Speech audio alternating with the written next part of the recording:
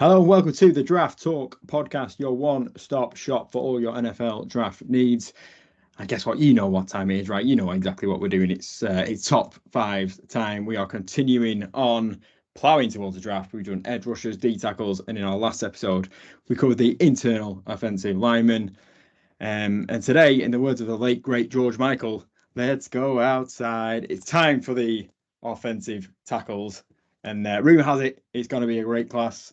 I'm your host, Brian. And to confirm those rumours, we've got our two top scouts, Owen and Stu. How are you doing, guys? There's some singing voice that. Need to hear a bit more of that, or less, I don't know. Depends on your taste. No, more. More, yeah. Let's see if we can get him singing more by the end of the show. Yeah, I'll do my top five karaoke's later. Oh, it can be a long off season. Yeah, one of my favourite episodes. Tackles, love it. Let's get into it. Yeah, Stu loves this position, but he's all pretty good at scouting it as well. So I'm interested to see how close we are on these. Good stuff. Well, yep, the guys done all the scouting, Stu especially, of course. And then we're going to go through their top five up to one being the top dog. So let's get rolling, shall we? Owen, I'll come to you first. No, I don't want to let Stu go first. Oh, all right. Stu, you can go first. Who's your number five? Just do what I told. Okay, let's go. Number five for me is Amarius Mims from Georgia. Oh, I'll go first. Are we that far apart on Amarius Mims then? Well, no. No. So Amarius Mims for me, and the one word I've written down is specimen. Amarius Mims is an absolute Goliath, 6'8", 36 and 1/8 inch arms with 11 and a quarter inch hands, and he carries that frame extremely well. He's a bit of an Adonis, as Amarius Mims at the position. But for me, I think he's got a really competent technique. His handwork is probably already better than some of the more experienced peers. He bends pretty well for his size. He's got really good recovery skills, even when he is beaten. He's got a pretty strong direct punch against opposing defensive players. For me, there's just not enough there yet. He's had only 8 starts at college level, and I just wonder about whether he's just so big and so strong that he's going to use that. I don't know. I think if I had 28 starts of this, Amarius Mims would be right up there. But we do have only 8 starts, and I think just that small sample size makes it difficult for me to evaluate and put Amarius Mims any higher. I still think he's a really exciting prospect. I think he probably needs a little bit of work yet just to be ready to play, but there's all the tools there, and I still think he's a really exciting prospect. I think there's only one problem with Amarius Mims, and that's that he simply hasn't played enough. Yeah, I would agree. Not in the terms of I need more tape, in the terms of am I sure he can stay healthy? Because that only 8 starts isn't because he was necessarily a late bloomer. It's been spread over a couple of seasons. He's just had several injuries sprinkled into that. I really like Amarius Mims. I have him at number 3. I can't get away from that ceiling and those traits. 6'8", 340, where he's basically 20 pounds heavier than anyone else we're going to speak about, and looks fitter than any of us, that's for sure. Stupid length, stupid size, top athlete, incredible mover. His mobility skills are exceptional, very balanced, effortless power, generates instant strength in his upper half, plays heads up as well, while maintaining a strong base, stays square and maintains leverage. I think he's really got really good awareness before the snap, pre-snap, understands where to put himself to disrupt rushes. I think he can be a nasty rusher, a nasty finisher in the run game, and the speed to power profile means he can drive defensive lineman back several yards as a run blocker.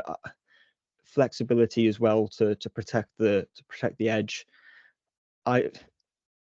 I just really like him. I'll be honest, I was close to putting him at 2. I was very, very close to putting him at 2, because if he hits, he will be the best out of this lot. If he can be everything that he can be, then he would end up being the best of this lot, because what his body will allow him to do is just different to most others. It just scares me. That's the I'm just thing for willing to me. take the risk. Yeah, I know. We often have this conversation, don't we? Yeah. The no risk it, no biscuit. But Mims, yeah, I do like. I mean, hey, there's a lot of tackles have ranked lower than Amarius Mims, and I do like him. But just for the reasons we've kind of discussed, he's number 5 for me. Yeah. I suppose the preface to this is that this is a very, very, very good tackle class, and actually having anyone in the top 5 means that you do like them, because I went down to, there are 11 players that I really, really like at this position. I've got 12, so there we go. All right, okay. So- I think one of them I've got I 13. probably evaluate as a guard, which we might touch on in a bit. That could be the one missing. But yeah, so I'll preface this by saying that I don't think there is a correct order. We do have different orders. I don't think there's a correct one. I think you could go to 5 different people and you'll have a different order of top 5 between everyone. It's very, very close between all these. Indeed. So yeah, Amarius Mims. I don't know if you said it, but that was your number 3. Yeah. But give us your number 5, please. Yeah, I said all that because this might be slightly controversial. I've got Taliese Fuaga at number 5 from Oregon State, who I believe, Stu, you're going to really like. How do you have him much higher? 3. Okay, I thought you'd have him at 2. So okay, so not far away. I'll let you speak on his strengths first, if that's okay, because I don't want to go too far into the weaknesses with him too early. I've got about 50-50, if I'm honest. Yeah. On these things. So yeah, let's start with strength. He's an absolute beast. I liked Fuaga early on in this scouting cycle. He's a real run game mauler. He's physical. He plays with leverage and has really strong hands. He's got quite good recovery and redirection skills. He shoots up the field in the run game. When you're watching Oregon when the run plays, the running back, crikey, Fuaga's away up here already. He really explodes out of that stance, and he's quick in that game. And I think he's got a real nasty demeanor to him. He wants to bury defenders, sometimes to his detriment. He sometimes is overly aggressive and that kind of things. But you're probably going to talk on that as well. There is quite a few buts here as well. He has got slightly shorter arms. I think he's not as flexible in the hips as some of these other guys to sink particularly into those passing sets. In the passing game, I think he's too upright. He plays really upright. People can get underneath him. He's sometimes over aggressive, and I think his footwork needs some adjusting in the pass protection as well. The problem for me is he's often beaten on his outside hand. If he shows people to inside, he's very easy a winner on that. People get on his outside shoulder, they get round him quite quickly. And that for me is, particularly with some of these bendier, faster pass rushes, that can be an issue. Yeah, so I think we see him actually quite similarly in the end. I was a little bit worried that I saw something that other people didn't when I had him ranked down at 5, because fantastic size at 6'6", 324, can explode off the snap, and the explosiveness in the run game is exceptional. But you've spoken about all that. My problem was the lack of bend, I think, and the getting caught upright. And it was far too often, and it meant that he gave up leverage far too easily. I think it meant that he struggled to seal the edge at times, which caused him to overcompensate. then the aggressiveness kicking out meant that he drifts too far, leaving the inside shoulder. I had quite a lot of problems with the way he was attacked on the inside shoulder. I know you said you didn't there, Stu, but I felt like rushers were able to kind of duke him into taking the inside lane because he's tried to overcompensate, go too far out and left a gaping hole to be filled. And playing too upright meant that he has to overextend, and he doesn't have the length to compensate for that. And that'll get found out in the league right away. He can get left flat-footed as well when I felt defenders were taking maybe slightly more unusual angles and weren't lined directly over him, which exposes him especially to power rushers. The standing up meant that he struggled to generate power and grab players at the first point of contact in passing sets. And he can just bounce off defenders rather than pushing him back, just simply because he's standing far too upright. But it's what he does in the run game, I think, is gives him the floor for him to be a high pick. But yeah, I struggled a little bit with the pass protection. It doesn't mean that he can't work on it, because if he wasn't so upright, a lot of these things would just sort themselves out. Like I can rattle you off a list of, but it was all caused really by him being far too upright. And if he can just sink a bit further down, stop oversetting in pass protection, then and I'd stop being a little less frantic, just play a little bit more controlled, then I think this can be solved. I think that, if he's going to play at tackle, I think he is a right tackle in that more that. Yeah. He reminds me, the similarities there with who did the Bears pick it last year? 10. Okay, Darnell Wright. He's that big run mauling player. He's almost over aggressive on that right hand side. I don't think you're going to play him as a pass protector on that blind side. Yeah. And I see what you mean. Is he better suited to tuck inside where he's not having to kick out? Well, yeah, I think so straight away. Yeah, I think it's not an unreasonable call. I was really high on him to begin with. I've watched a little bit more, and the more you study, the more you see the weaknesses that are there. That I think you have seen him just drift off a little bit. People will have him right up there. I suspect he might drift a little bit more again, but he's going to be taken in the first round. People will like his traits in there, but I'm not quite as high on him as I was initially. Yeah, I was going to say that to give us some type of credit, because no one else will. I don't think we've changed that much on him. I think all of a sudden people are talking about him being one of the top guys, and when we've spoken about him before, we haven't so much. It was more going, this is a guy that people need to watch because he's going in the first round, rather than, was it Lance Zierlein mocked him to number 6, and you think that's far too rich for me.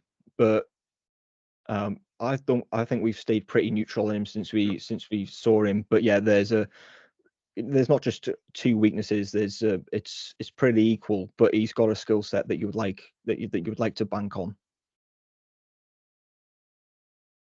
There we go. Okay, moving on. Let's go into Stu. Give us we've had your 3s and your 5s. Let's have your number 4, please, Stu. My number 4 is Olu Fashanu from Penn State.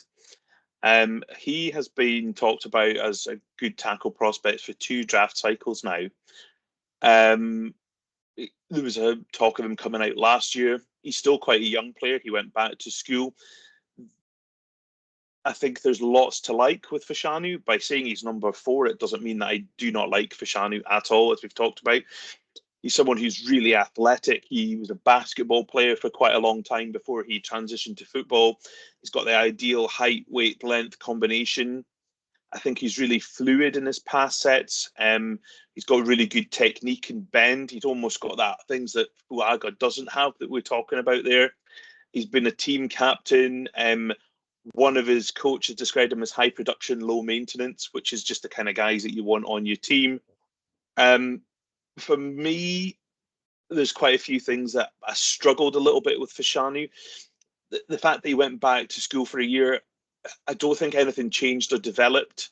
If you've got players who come back for another year, you want to see them, well, they've come back to develop something. I don't think he's any further on in his development than he was at this time a year ago. I think he leans excessively into his blocks, and particularly on wide alignments, he can be quite off balance. I think he's got a funky kind of slide movement, and I think he puts a lot of his weight on the outside foot as he's sliding out into pass sets that cause him to be a little bit imbalanced. He's got a bit of an inconsistent base for me, and sometimes oversteps his landmarks. And his strike timing can be a little bit off. It can be really got at into his chest. And I really think for a guy his size, I don't think he's that powerful. And I think that's something that if you're being overpowered, not overpowered, I think it's the wrong word, but I think he's got concerns about strength for me. And if you're playing out on that island on the tackle against the likes of Miles Garrett and that in the world, I do worry about him being out on a little bit of an island there. And that's for the reasons I have him at 4. I have him at 2. I thought you would. Yeah, I still really like him. I completely understand your problems there with the weaknesses, especially against power, because it absolutely shows up. For me, it didn't show up an awful lot. There's one game against Ohio State where it shows up predominantly. Guys can have off days, right? So Yeah, I was of more course. looking for whether that was consistent. And I wasn't necessarily so worried in other games. To me, it was more timing than against power rather than the power itself. I felt like he needed a bit more patience and better timing against power. And because of his lack of strength profile, if you like, and he's only 312 pounds is what he weighed in at the combine, so he could put on a little bit more weight. But if he gets his timing bang on, he can dominate the leverage. But if he slightly misses out on the timing of his hand placement and his arm extensions, then that's when he can be got out in the middle. He does have small hands as well, the smallest hands at the combine. I'm really not that bothered about that, but it's something that's probably worth bringing up. It's just such an explosive player, explodes out of his stance, kick slides, covers so much ground.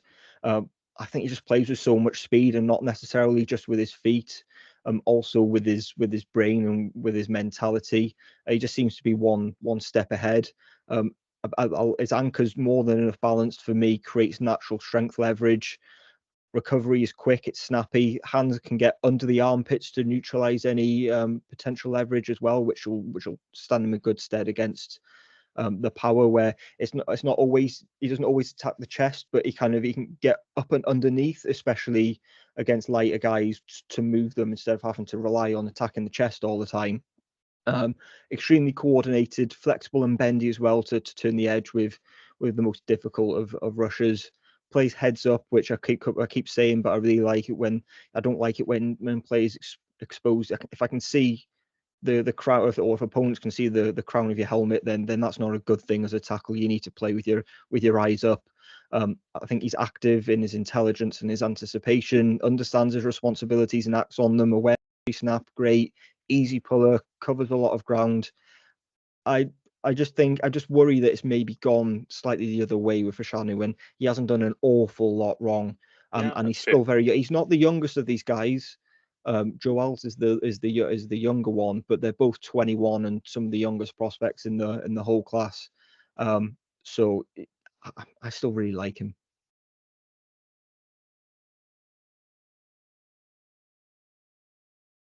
Good stuff. A 4 and a 2. Let's have another. Let's have another 4 and a 2. All right, give us your number 4, please. Yeah, so this is Troy Fautanu from Washington, who I have at number 4. It looks like Stu has at number 2.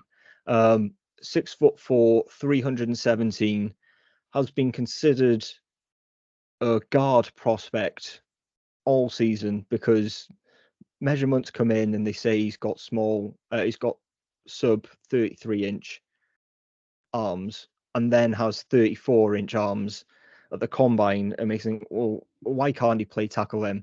And he absolutely can.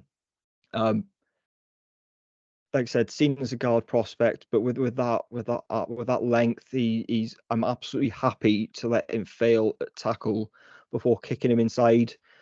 Reminds me of the same conversation we had last year with Peter Skronsky and then with Rashawn Slater a couple of years back. He's just in that mold of conversation. I think he will be a very good tackle. but I think he could be an elite guard, which is where the conversation comes in where you place him. But I'm happy for him to be a tackle and then kick inside if he has to. I think he's an extremely refined player, technically very sound. Anticipation and awareness is fantastic. Natural feel and understanding for leverage. Patient, doesn't rush anything, lets everything happen in front of him and then reacts to it. Displays quickness and power, and paired with his athletic abilities, one of the most flexible players on the offensive line, across the whole offensive line in this class. Extremely smooth movement skills, say extremely flexible. Agility and agile is probably the best way I would describe him in his movement skills. It's definitely some of the best in this class. Energetic footwork makes his how he maintains proactivity and aggression easy. In pass protection, long kick slides, eating up ground, generates leverage and power through his hands. I'm not leaving you a lot to go out there, Stu, I know, but there's a lot there to like. But I don't think I have him at 4 because I don't think his ceiling is necessarily as high as the other guys that I'll have ranked above, but he is more polished. He doesn't really have a lot of weaknesses to his game. What I would want more of is just more of the traits-based things. It's not nothing. There's nothing really he can do to his technique or his refinement or his hands or anything like that. It's more I would like a little bit more weight and maybe a little bit more size, and more raw power. I think would be nice to see, and it's maybe why he may be best placed inside. The hand placement when working the outside could be a little bit better, hence why I think he could be better inside, but I'm more than happy to let him fail at tackle first. I had a real conundrum of whether to keep him at guard or not, because I think he could be a Pro Bowl guard for years to come. He is that good, but why move him? Because he's been more than good enough at tackle, so I will let him fail at tackle first. But yeah, it's such a refined player that he's really good. Yeah, Troy Fautanu from Washington is my number 2. I was actually surprised myself that he was my number 2. Yeah, but I really liked watching him. I think he's rugged, but plays with control. Mm-hmm. I think he's been really very well coached. He understands how to play football. He understands his assignments. His footwork is very good. He's very nimble on his feet. He pulls and climbs well. He's well balanced. He reaches his blocks well in the run game. The one word that I've got here, and you mentioned, is proactive in his passing sets. He understands what's coming. He knows how to set himself very well. He's very cerebral. He thinks things out and is very strategic in what he does. There's not a lot of wasted motion with him. He's got aggressive enough hands. He's really good in pass protection. He's good in the run game. I think you've got a really well-rounded player in there. Yes, he's maybe not the most traitsy guy in the world. But yeah, you talked about some guys who've had that flexible tackle guard flexibility. We've talked about, Slater, Skoronski, Vera Tucker has been someone who's played at tackle as well. Probably the comp, to be honest. I think he fits in that mold of those kind of guys. I just think that if you get Troy Fautanu, he's going to be in your best 5. Yes, some people will see him as guard. I think he's very capable of playing at tackle. He's shown he has an understanding of how to play at tackle. And for me, I just thought there was so much to like in his game that I had to rank him highly. Yeah, interesting. We don't want to speak about him just yet, but was the fact that Washington played him on the blind side did that come into your evaluation at all? Because obviously Michael Penix being a left-hander, that normally that you would switch it and you would have your best tackle on the right side. The fact that they played him at left and they actually moved Roger Rosengarten over to the right side to protect the blind side, that didn't bother you at all? Doesn't bother me. Didn't bother me in the slightest. I think a good football player is a good football player. Yes, there's that right side, left side debate for blind side particularly. Obviously, being a Miami fan, you see it with Tua. was Miami have still had their best tackle not on Tua's blindside. So from that kind of angle, I just think that the Fautanu is just such a great player. Whether he's blindside protected or not, I think that he just understands what he's doing so well. Didn't really faze me that much. It was just something that crossed my mind as well as I was watching film, and then saw that they actually had made a conscious decision to move Rosengarten over, and then Fautanu jumped in at left tackle. And made just, I wonder what the thinking was there. I'd like to have known why they made that decision instead of just slotting him in at right tackle. But it could just be that's where he was best placed, and that's it. But it's just one of those things that crosses your mind as you're watching tape. Good stuff. Well, you've guessed it. We've got a overall combined number one. Owen, I'll let you tell the people. Yeah, it's Joe Alt from Notre Dame, 6'9", 321 pounds, just an absolute mountain, and one of the youngest players in this draft. Also, a former tight end, which gives him the athleticism to underpin his game. Massive build, hulking tackle, just a huge size, massive length. I think there's just a really high floor for Alt when he makes it to the NFL, because he can just do everything to such a high technical standard. He's a technician, and there's no doubt about it. Great strength profile paired with it, and he's got really good body control. He understands that he's tall, and he knows what he needs to do to mitigate. Right, you'd think it would mean that he played high, but it doesn't.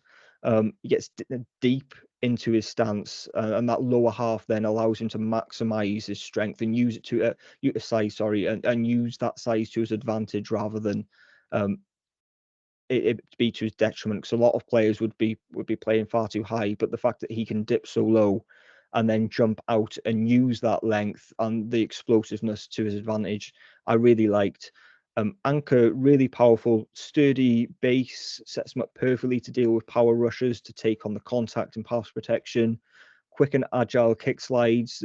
They're not the biggest of slides considering how tall he is, but that's absolutely fine, because you don't want him covering too much ground, because you'll set it too deep, in fact, as we were speaking about with some others before. Strong hand strength, grippy grasp, just a brawny blocker in the run game. It gets to his spot almost every time moving upfield, and covers that ground quickly. There's just not a lot of weaknesses for me. The weaknesses probably come from, let's say, he doesn't give up leverage often because of he can get deep in his stance, but when he does, it's probably because he was just a little bit too high on that down, if you like, because players, I guess, the smaller and skinnier rushers can just get underneath him at times, but everyone's going to be beaten a bit on tape. They're the type of rushers that cause him the most problems, I found. Kind of the twitchier, smaller athletes, but it can just get him a little bit off balance. But and I don't think he had the kind of nasty mauler mentality in the run game, which I don't really have a concern about, but it was noticeable after, when you're watching these guys back to back, that some of the others seem to really love the almost trying to knock someone out. It was like, no, I'm here to do a job, and that's it. I don't think he kind of had the knockout punch in him in the run game, which I say I'm not really bothered about, but was noticeable. And say most of the weaknesses I found came against shorter and leaner rushers, because he isn't necessarily the most flexible, but he's also unbelievably flexible for his size, if that doesn't contradict what I'm trying to say. Yeah, Joel, obviously you've covered a lot there, Ryan, is number one for me as well. I think one of the words I have to describe Joel is discipline. Mm-hmm. He's very, very disciplined in what he does, and that maybe comes into what you're talking about. He doesn't need to play a knockout punch at 6'9". He just needs to move that guy out of the way so his runner can get past him. Again, that he really gives up penalties as well. He's so calm and understands what he's doing. He's definitely worked on that flexibility, because if you watch him in 2022, he was a bit more of a waist bender. He definitely sinks lower into his hips now, and he does have a bit more of a kick out on that kick slides than he did. I think he mirrors really well for someone his size. He's got arm extension. Obviously, he can extend those arms out. He's so big, but his hands are also fast as well. As a run blocker, he sustains those blocks. He's not putting someone into the ground and burying them 6 feet under, but he's shifting them and he's continuing to work at it. He has got a really explosive first step for a guy his size. He understands and picks up changes in the defense. He can understand what's coming at him.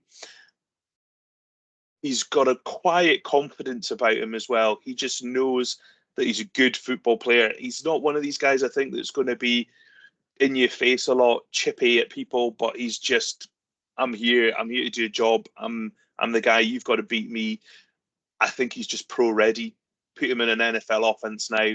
He's good to go. I don't think you're going to have to be worrying about Joe Alt. Yes, he's young. He's going to make mistakes. Every offensive tackle is going to make mistakes, but I don't think he would give you the worry and the fear that some of the other guys might do if you was just to put him out tomorrow and say, you're going up against a good edge rusher in this league, see how you get on. You're confident Joe Alt's going to do a job for you. And for me, he's definitely the top tackle. How high can he go, I think, is going to be limited by other positions, because we're going to get runs on other positions. It might drop Joe Alt a little bit, but is he going to get much far out the top 10? I don't think so. No, his NFL bloodlines there as well, right? His dad was a draft pick to the Kansas City Chiefs. First round pick was in 1984, and is in their Hall of Fame. So if that's anything to go by, then he's going to be one hell of a player. Not bad, not bad. Well, thank you very much, guys. There you go. That's your top fives. I mean, they're all going first round, right? Can any other tackles sneak in? Yep. Yeah. About 5 others. Tell me more. I'm guessing you probably had just outside. I'm probably thinking JC Latham. He would have been the next guy, yeah. Yeah, he was my number 6 as well. He's been mocked anywhere. I saw someone had him go to number 5 at one point, which I thought was definitely very rich. But he's an absolute bulldozer of a tackle. Played on that right side for Alabama. He's generally a pretty good pass protector as well, but he can be beaten on the inside a little bit easily for me. He appears to be a bit more reactive than proactive. So we talked about Fautanu being proactive. I think Latham waits to see what's happening and reacts a little bit, and that can sometimes lead to him being caught out. He can lunge a little bit in run blocks, but he's going to be an absolute mauler for somebody who wants to get him moving. He picks up the head of he's like an absolute steam train, bulldozing his way through people. I think he's going to be a first rounder as well. Yeah, he's an absolute unit. He's 6'6", 335, just a prototype, mammoth of a player, physically gifted. He wins mostly with his strength, significantly in his lower body, I would say. Strong anchor, very difficult to get around. Strong hands as well. I think there's a lot there to like. Grippy, smooth athlete, can stick his feet in the ground to create leverage. My problem with Latham was more that he needs to become technically refined. I didn't find him overly flexible, surprisingly. And he loses against speed around the edge. And as we've spoken about with some of these other guys, he needs to play with his head up more. You cannot be looking at your feet at any point when you're a tackle. It means that he loses awareness, and rushers can cross his face too often at times. Holding penalties galore on tape, and he consistently false starts as well. Yeah, he's got a load of penalties. To me, it just smells like he plays panicked at times, and there's some lack of explosiveness out of the snap, and like you said, Stu, reactiveness. I don't think there's any anticipation to his game. If that's how you want to play the game, that's okay, but you need to have counter moves in your arsenal, and I didn't see an awful lot there.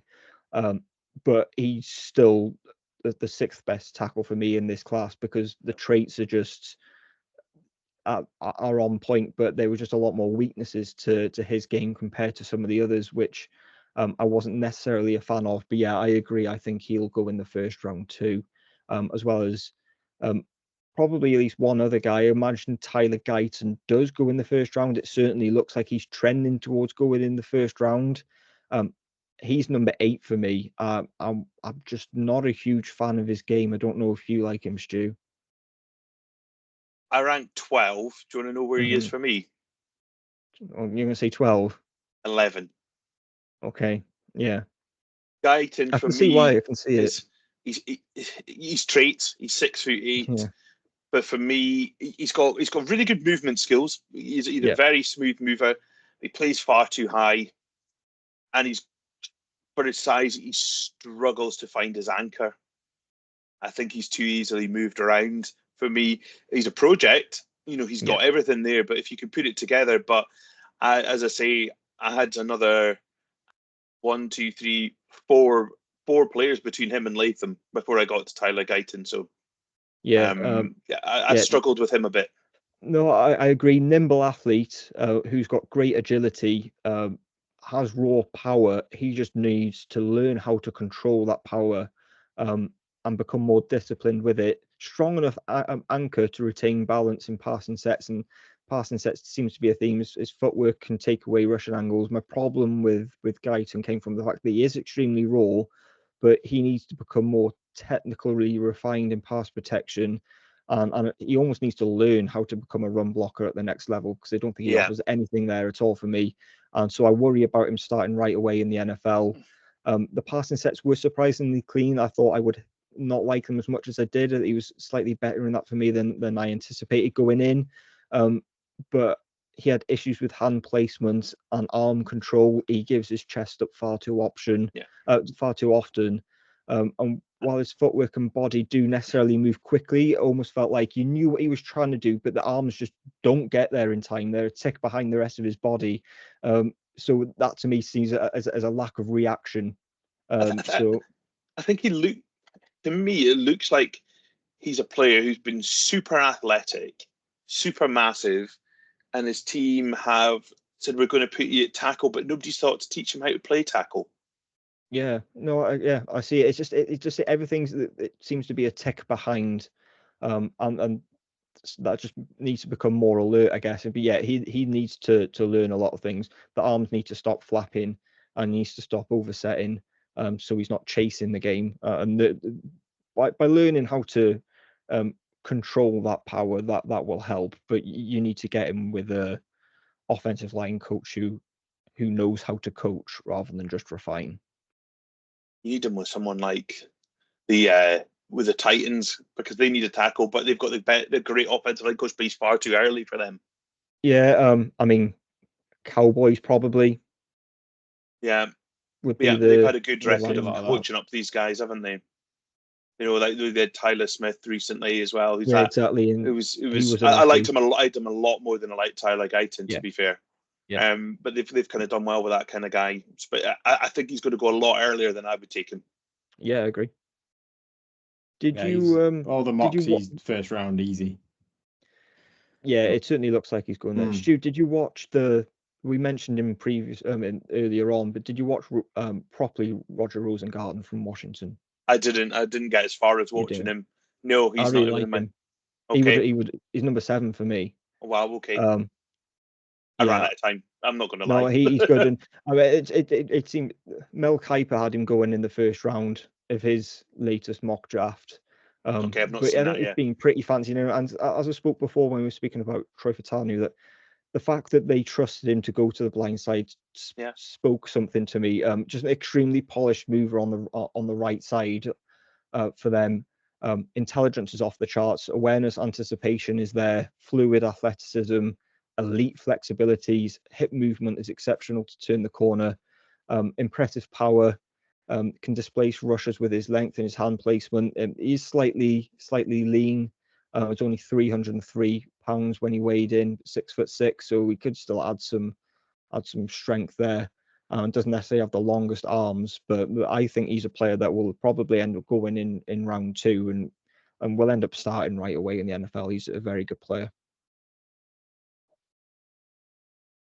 we can carry on speaking about some of these guys. I'm not going to. We won't go into more in-depth ones like we have on these guys. Yeah. Kingsley Suamatea is probably going to go early. He was my next one after Latham. Yeah, he's a rare athlete. I don't know whether it's the BYU thing, but you remember Blake Freeland from a couple of years ago, where everyone seemed to like him, but then you just need something else to underpin the game for me. If you can take on a project, then he's definitely one. Patrick Paul again is another project. I wouldn't be touching him until the third round, though. I don't know where you 12. Landed on Jordan Morgan in the end. I'd Morgan at 9. Okay. Yeah, he came back well from that injury that he had in 2022. I think he's really strong. He slides quickly, but for me, he's quite short. I don't think he's assertive enough. I think he always seems a little bit hesitant. He doesn't dominate as you would like him to do so. I think teams might project him as someone who might play inside a little bit. He's a guard.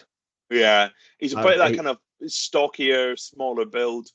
So I had him at 9. I do like him. I think he's got a lot to like in his game, but he's just going to. Yeah, I think he was going to struggle if he was a tackle. Yeah, I'm evaluating him as a guard. Sub 30, so it's 32 and 7/8 was his arm length. He's too short. You're going to struggle to find many starting offensive linemen in the NFL with sub 33-inch arm length. So for me, he's a guard, and he wouldn't have made the top 5 guards if we had spoken about him there. He would have been number 7 on the guard list. I struggled a bit with Jordan Morgan. But yeah, there's a host of names like Kieran Amegadji from Yale. He's my project guy. I love Amegadji. He is athletic for days. He's got really good body control.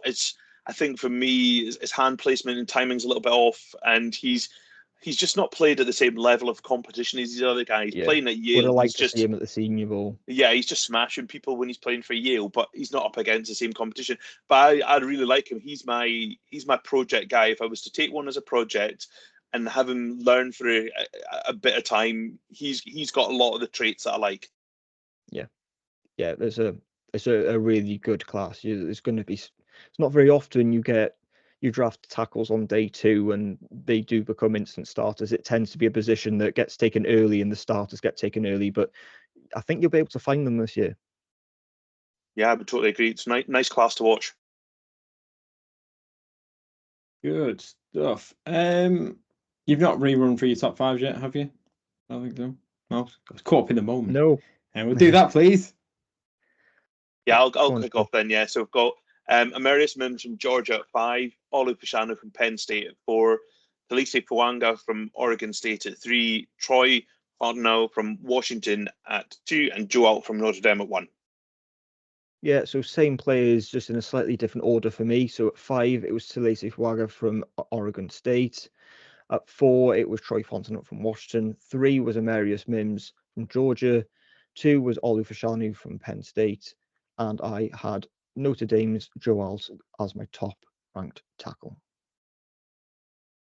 Lovely stuff. Well, there we go. Plenty of studs going to get taken in this year's draft. Good stuff. But yeah, thank you very much, guys. As always, fantastic work, and we will be back very soon. We've not decided which top 5 we're going to do, but I'm pretty sure it's going to be good. Usually are. So keep yourself looking out for that, and we will see you very soon. Thanks for listening.